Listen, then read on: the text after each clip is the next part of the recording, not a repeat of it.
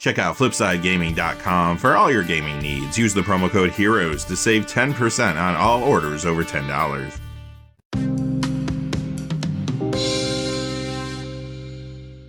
Hey there, this is John from Heroes and Legends, and welcome to this special edition of the Magic the Gathering Market Watch. It is that time of the week again to count down the 10 hottest cards of the week. And first off, I do want to thank everybody for the feedback on last week's video. You might remember not only did we count down the top 10 hot cards, but also the top 10 cold cards. And I did that last week because we just found out what cards were going to be in Double Masters 2022, and the market was reacting to that pretty significantly.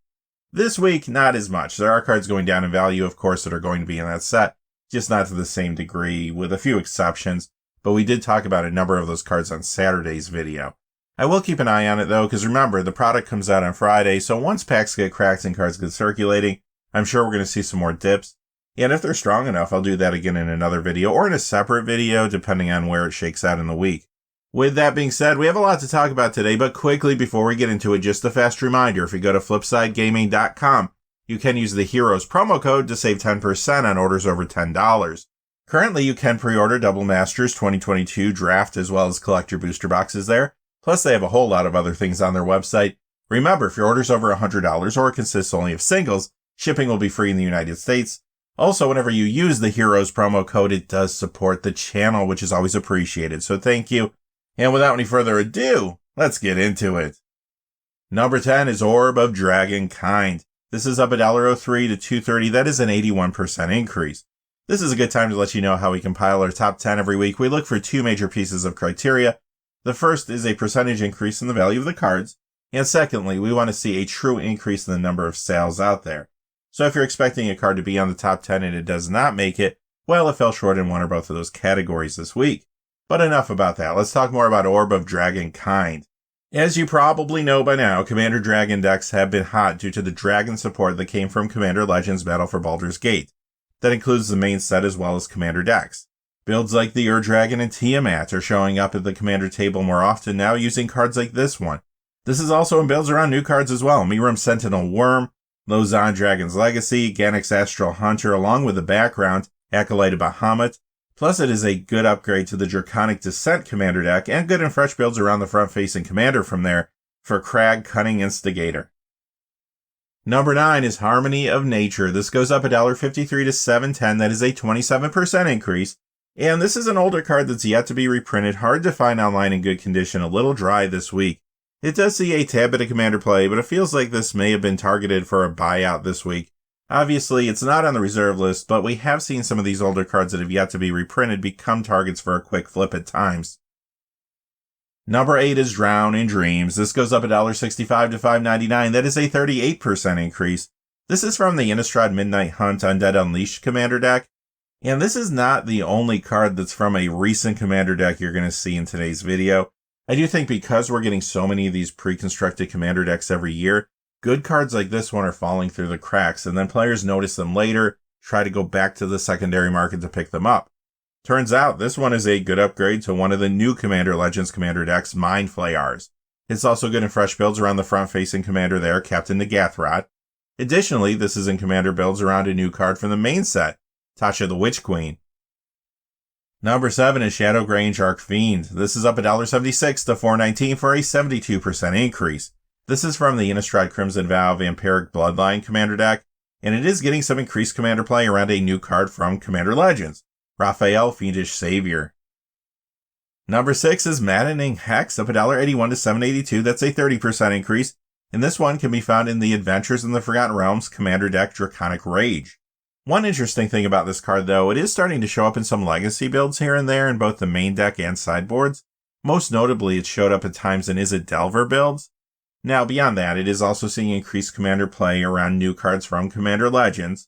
Things like Will, Blade of Frontiers, along with some different backgrounds. Sword Coast Sailor is one, Candlekeep Sage is another, or also Clancrafter from the Draconic Descent Commander deck.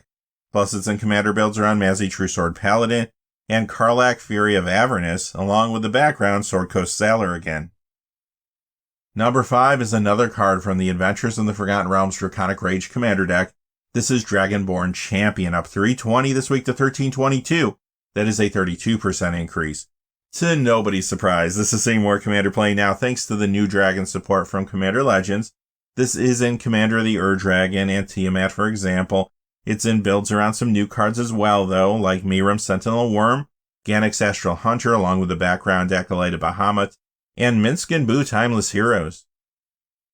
Number 4 is a card that's been hot for a little while now. This is Unlicensed Hearse. It's up $3.73 this week to $15. That is a 33% increase. The main reason this card has been so sought after is because it is a good sideboard option to deal with graveyard strategies, but still gives you board presence in a number of different formats. You see this in Standard all over the place. It's in Jund midrange, Golgari Control, and more. Pioneer is pushing it the most this week, though, because some players are building or tweaking their decks due to the meta shift that occurred there when Winota Joiner Forces and Expressive Iteration were banned in the format.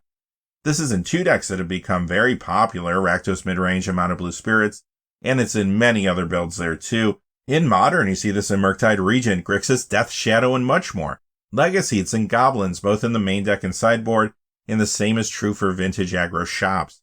Plus, this gets some Commander play too in various builds, including Shorikai Genesis Engine.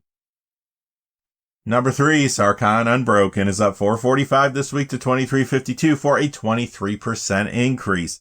This is moving, of course, because of the new Dragon support again from Commander Legends. It is in Commander builds around the Ur-Dragon and Tiamat, as well as one around a new card, Miram Sentinel Worm again. Number 2 is Ritual of the Machine of $7.81 to $19.99. That's a 64% increase. This has seen a little increased Commander play at times in builds around Shadowheart Dark Justisher and the background Popular Entertainer. However, when you look at the sales, this does appear to be a targeted reserve list buyout, and the result is this very high spike. And number 1 is Hivus of the Scale, up $11.04 to $19.54. That is a 130% increase. This doesn't really see much play to speak of. It does look like a reserve list speculative buyout. Sure, there are a lot of Commander decks running Dragons now, and maybe some players might want something like this to protect themselves against that strategy in certain play groups. But in reality, I think this is a buyout based on the possibility of some players wanting this. I haven't really seen it in any Commander deck lists. Alright, that's going to do it for our top 10 hot cards of the week. Remember to join us this weekend, though, for our regular episode of the Magic the Gathering Market Watch, where we deep dive into everything that's happening in the secondary market. Until then, though, hey, stay safe out there. Thanks for watching. Please remember to like and subscribe, and have a great day. Hey, thanks for watching. This video is made possible through the generous support of viewers like you on Patreon. Check out the description below for links to our Patreon page, as well as our Amazon affiliate store, where a small percentage of all sales will also help support the channel. Finally, if you haven't had a chance yet to subscribe, hit that subscribe button so you don't miss any of the new videos on Heroes and Legends. Talk to you again soon, and have a great day.